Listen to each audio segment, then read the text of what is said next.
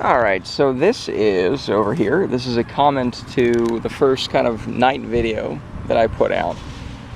And, you know, I'll read it first, and maybe we can do some commentary on it later. So, please don't despair and give up on the dialogue you have started here. It is good to ask yourself questions on the road to discovery.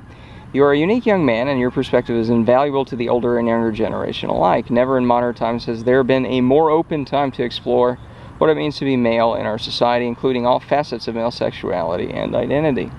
Too often, men are pigeonholed into preconceived gender roles.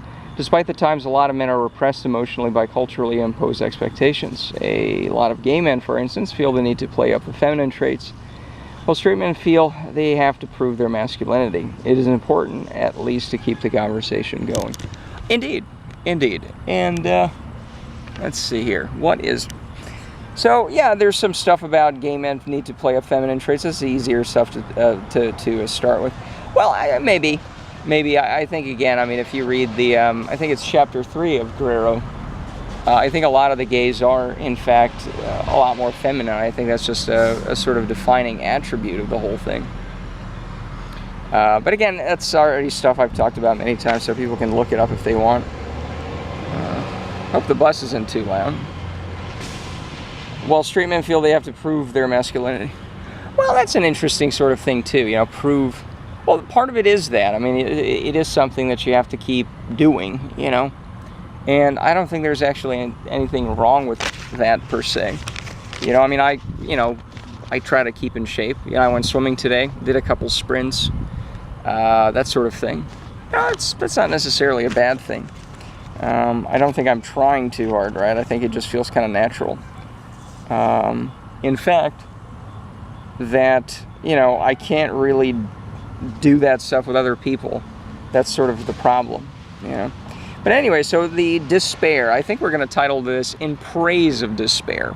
You know, one of the things, you know, it's written here, you know, too often men are pigeonholed into preconceived, gender, okay.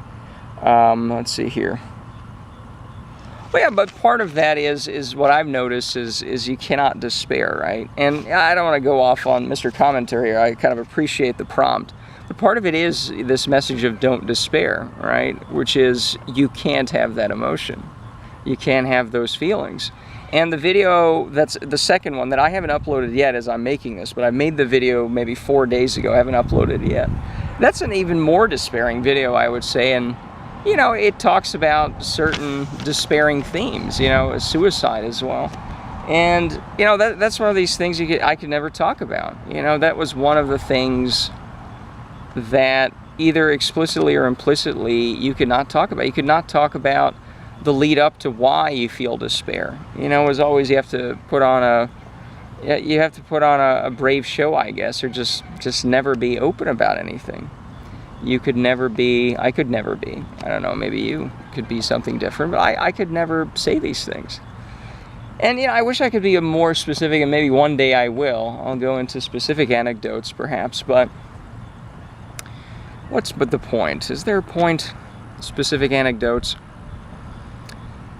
Yeah, it's I guess that again, that's one of the limitations of this is I have about 15 years of stuff inside my head that is kind of hard to refer to, because I know what I'm referring to, but it's kind of hard to put it out here in a short 5, 10, 15-minute segment. But I guess the first of these videos, I think this is going to be the third one, plus the 3 others with the park where it's kind of daytime and I'm walking around talking.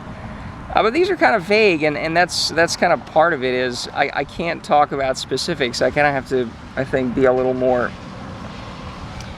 let's see, it's just, I have to order that a little better. And yeah, I guess it just sounds too vague, but yeah, I could never be despairing. Well, okay, here's one thing. So I remember my 18th birthday, and by that time I wasn't getting along with my parents too well, you know. And, you know, I was kind of dour, and you know, I tried not to be, because then that would be the problem, so... And, you know, it's like, yeah, but I don't want to be happy. I'm not, you know? You want me to fake it? Because that's kind of what it comes down to. And again, I don't want to go down on Mr. Commenter Man here, because I don't, you know, I do like the fact that there's a kind of, somewhat of a dialogue. I'm not just talking about random stuff. It's a response, right? But part of it was don't despair, which is you can't be honest. Because what if it is that I want to despair? You know, why can't I despair, right? So I remember 18th birthday, it was like, yeah, it was senior year. I turned 18, kind of beginning of the school year. And it sucked because I realized, holy shit, this is the end here, you know. It's college next year, and I don't want to go to college. But it's not like anything's lining up, right? I just vaguely thought I'd find some better thing by the end of high school, and it would just come together just randomly. It would just fall into my lap, you know, bags of money would just fall out of the sky, and I'd pick it up or something. I mean, again, more of a kind of an exaggeration, but I just thought things would just kind of work out. Like, oh, this will work here, and this will happen. You know, I'll vaguely reach something good, and I'll get out of my house, I got out of my home, and that just that wasn't lining up, and I was kind of panicking about it, you know, and other things weren't lining up, you know, I couldn't really, but again, 18th birthday, I was not particularly very happy with the circumstances, and, you know, it was just like, well, we put together this nice dinner for you, and you don't appreciate it, and it's like, well, okay, so you want me to lie, basically, because I can't be honest explicitly, I can't even kind of implicitly be a bit, you know, despairing or moody or just a little bit negative. It's not like I was, you know, giving my mother a black eye or anything, you know. It was just like, you know, I'm not that interested in whatever. I tried to be as cordial as I could given the circumstances. And that's, I think, one of the issues is if we're going to talk about men have to adhere to certain gender roles, and I don't know, that's a bit lefty for me, but, you know, it's like, yeah, there's a certain expectation placed, and part of it is you can't be unhappy. You can be unhappy, shut your fucking whore mouth. And, oh, but we're so interested about mental health in this. Yeah, it's like, okay, there's these mixed messages. You know, another thing, yes. I used to play water polo, or was it swimming? I don't know. It was one of these aquatic activities, and I remember this probably was senior year as well, or junior year or something, I don't know. But the point is, I was kind of, you know, not really, again, I was not in the greatest mood. I wasn't throwing a tantrum, but it was just like, you know, I did everything that was expected of me. And I think I said to somebody who was next to me, man, I really just want to go home, you know? And it wasn't like I threw the ball at somebody, like I gave someone a bloody nose. Like, that's not what happened. I was just like, yeah, you know, it's not a good day. You know, where I just want to go home. You know, and I remember the assistant coach who was only there for a year. I don't remember his name. I think I have a picture of him. Maybe we can shame him one day and put his face up for being, because that's about mental health, right? Shaming people 15 years after the fact. That's not petty. That's not completely awful now. But anyway, so I don't know his name, but he like chewed me out. You know, he told the head coach, and it was like, holy shit. You know, looking back on it now, it's like someone's like, you know, I don't want to be here. But again, it's not like I was sulking in the corner. It's not like I was punching people in the face as just an off comment to somebody. And maybe I was asked, I don't know. But I was like, you know, I don't want to be here. Ugh. You know? But again, it wasn't like screaming it out. It was just a passing comment to somebody. And nope, can't have that. So, you know, kind of don't despair, which is like, well, fuck you, Mr. Commenter, actually. Yeah, fuck you. I will despair, okay? Just to spite you, okay? You know, and that's kind of part of it, is don't despair. It's like, look, I get the sentiment behind it. It's not good to feel kind of horrible. The video after the first one, oh, that's even worse. Oh yeah, brace yourself. I'll upload that tonight, and maybe I'll wait a couple days on this one, but it is, let's see, it is probably after midnight here. I don't even know when this park officially closes. Yeah, it is a Sunday, 12:15 a.m. So kind of a Saturday night, Sunday thing. Let's see here. Oh, look at that. I'm in Chile, apparently. It's now the 51st state, so that's good to know. And, you know, here in Santiago, is that one of their cities? I don't know. What's my point?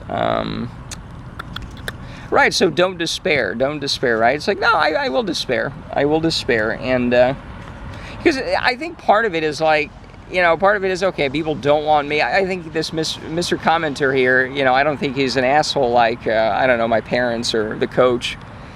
But part of it is, I think everybody is kind of uncomfortable with this. People are like, I just don't like this. Everything sucks, And it's kind of easier just to just kind of shove that by the side and say, nope, sorry, you can't have that feeling. It's terrible. You shouldn't have that, And I think that's it. I think I have a tendency of dragging these out. I have a tendency of, I'm not sure. It's like, is there something left in here? Is there any juice left in this lemon to juice here? Is there? 10 minutes. Well, that's relatively short. The other ones were around 15 minutes. So I guess we can kind of talk about it a little more. Look at that. Flag Park me. Yeah, so that's it. I mean, let me look at it again. I printed this out, put some made it big letters so we can read it. All right, here we go. You can do a screenshot on that, and in case you don't want to scroll down and read the actual text. Please don't despair and give up on dialogue you have started here. I guess it's part of the dialogue, which is despair is my dialogue. It is my it is my battle cry. Let's see here. Whoop. It is good to answer your question. Yes. You're in. So, gay men are more feminine. Yeah. And look, part of that I think is, I've heard this complaint before as well. These fags, you see, they're playing it up. And a lot of it's come from straight guys, because, a lot of the gay guys they see like in high school, and then they might see them again later, or they come out and they're a lot more flamboyant. And it's like, well, obviously this is an act. I think for a lot of the gays, it's kind of like they're finally get to be sort of what they are. And maybe they kind of play up on that just to catch up, right? So maybe it's that. It's true. To at least keep. So okay. I mean, I guess that's it. I guess that's the last drop there, and I'll look forward to more of these podcasts, I guess, to keep the conversation going.